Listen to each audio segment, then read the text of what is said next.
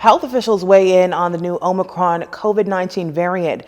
Diplomatic appointments have yet to be confirmed, and police investigate an alleged drowning over on Grand Bahama. Good evening, everyone. I'm Leah Cooper with your JCN News for this Thursday, December 2nd. As the country's COVID-19 numbers are trending downward, health officials are bracing themselves for the new Omicron variant. During the weekly press briefing at the Office of the Prime Minister today, HIV and AIDS Infectious Disease Program Director Dr. Nikia Forbes shared with reporters everything scientists know about the new variant. Here's Laurencia Smith with that story. To date, and the percent positivity is 4%, which is under the WHO target of 5%. That's HIV and AIDS Infectious Disease Program Director Dr. Nikia Forbes. While this is good news, it's overshadowed by the new Omicron variant of COVID-19, which health officials are watching closely as it makes its way around the world. And booster doses. Booster doses are going to get to be very important. If you're immunocompromised, that means you have a medical problem, any medical problem that is going to weaken your immune system. Do take the opportunity to get a booster or an additional dose when they become available, which we're working on. Dr. Forbes says that scientists are watching to see how the vaccine will react to the new variant. She's urging Bahamians and residents to get vaccinated and explains why getting a booster shot will be key, while noting that scientists are looking for a specified booster to tackle the new Omicron variant. What do we know? The persons that have had Omicron so far, even if they have had breakthrough, they appear to have mild symptoms. That is much better than being in hospital and dying. We don't know that Omicron is mild. The new variant, which originated in South Africa, has already been reported in more than a dozen countries. Among them is the United Kingdom and the United States. Dr. Forbes is also urging the public to travel with caution. Despite this, the OPM's press secretary Clint Watson shares this about tightened travel guidelines following his discussion with the Health and Wellness Minister. They're watching things. Right now, there's not a need for it, but they're watching it. He spoke with PAHO. PAHO is not recommending it based on what the initial reports are. As you heard, Dr. Nikia Forbes said they're still waiting on more research. Right now, there's not a need to add any additional measures in place, but they're watching it, and if there is a need to do so, they will do so. But right now, no. There have been more than 22,000 confirmed positive cases of COVID-19 in country since the onset of the pandemic in March of last year. I'm Laurencia Smith for JCN News. Another 10 COVID-19 deaths that were previously under investigation have been reclassified by the Ministry of Health. 8 of those classified as COVID-related, with 2 of them added to the non-COVID-19 related deaths. Health officials reporting that all of those COVID-19 deaths are residents of New Providence. 3 females and 5 males who died between September 6th and 16th. The eldest, a 74-year-old female, the youngest, a 38-year-old female. These deaths pushed the country's COVID death count to 685. Total non-COVID related deaths now at 143, 48 deaths remaining under investigation. Meantime, after 335 RT-PCR tests completed on Wednesday, December 1st, 7 new infections were confirmed, 5 here in the capital, 1 on Grand Bahama, and 1 on Abaco. The country's confirmed COVID cases now at 22,809. Active cases now at 319, 18 of them in hospital. The good news, none of them are in intensive care, as all of them are considered moderately ill. No cases were reported recovered on Wednesday. That category remains at 21,614. Foreign Affairs Minister Fred Mitchell says no diplomatic appointments have been confirmed as yet and will be done by Prime Minister Philip Davis very soon. He says this much during his contribution to the supplementary budget debate in the House of Assembly this morning, and off the heels of speculation circulating on social media. Unfortunately, there are lots of names now floating around with this and that and all the rest of it, but none of it has been officially announced because in the way these things go, countries have to agree to who serves. And we don't want to get into a situation where we got in before, where you announce something and then the country says, sorry, the person is not acceptable. So it'll take a while as it goes through, but confidentiality is important. But be assured that the work is... He also told parliamentarians that they can be assured also that government intends to carry out its role to expand overseas services for Bahamians across the globe. And this may include High Commission in Jamaica and Trinidad, consulates in Los Angeles, Toronto, Halifax, Chicago, and Houston. And the Foreign Service will also be recruiting new people. Some have already been taken on, and they'll be training. Now, what I want to say to folk is that the Foreign Service is not an elite corps.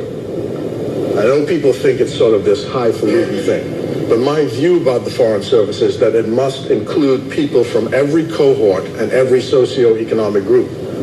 So the high school graduate to the university graduate to the PhD and in between have to all have, because I got this from Grafton Eiffel. He was assistant commissioner of police once, and he told me that the police force every year has to get some from every cohort, because the good guys in the cohort understand the criminals in the cohort.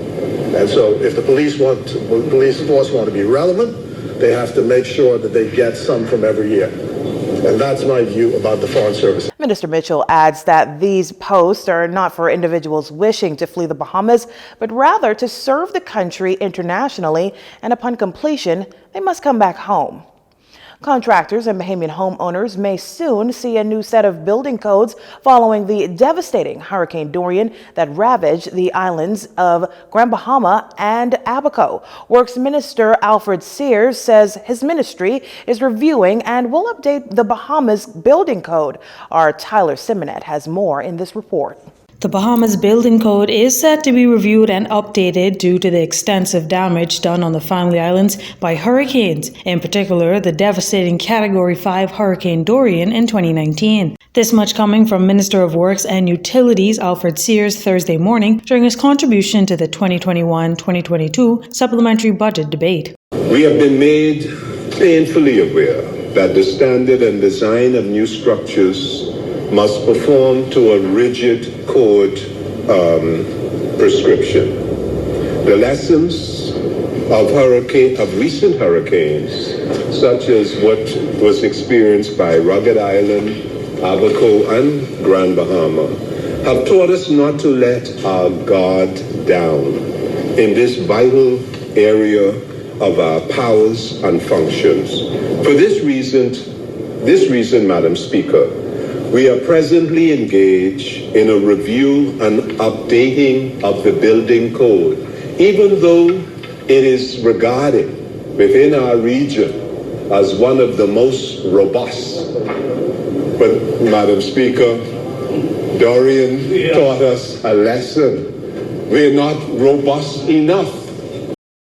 Minister Sears' later report, entitled Reconnaissance Report on the Built Environment in the Aftermath of Hurricane Dorian from the Ministry of Public Works, which was compiled by Buildings Control Officer Mr. Craig G. Delancey. He urged his fellow parliamentarians to read the report, as it says that many of the buildings that suffered extensive damage due to Hurricane Dorian were not up to standard with building codes. The team's extensive examination and inspection of numerous buildings and structures throughout central Abaco and east end of Grand Bahama revealed the extensive devastation did not appear to reflect on any shortcomings of the prescriptive structural requirements of the building code, but was due to the glaring absence of code compliance. That is, many of the buildings that suffered moderate to severe damage or complete destruction was as a result of its basic non-compliance to the current code, whereas buildings that suffered minor damage appeared to have met the minimum building code standards in their design, construction, and it makes a number of recommendations. It is sobering, Madam Speaker. The Works Minister noting that these findings are forcing the Ministry of Public Works and Utilities to pivot and do some things differently, lest the Bahamas suffer from the repercussions of global warming yet again. Minister Sears plans on building on some of the works done by the previous administration, as he says everyone has a vested interest in building resilience. He also says that special focus must be given to our hurricane-ravaged Family Islands. On the 21st and 22nd of October, I visited Grand Bahama with the technical team of the ministry had an excellent facilitation by the Minister of Grand Bahama and the honorable member from West End and Bimini, and also the honorable member from East Grand Bahama, who accompanied us to Water Key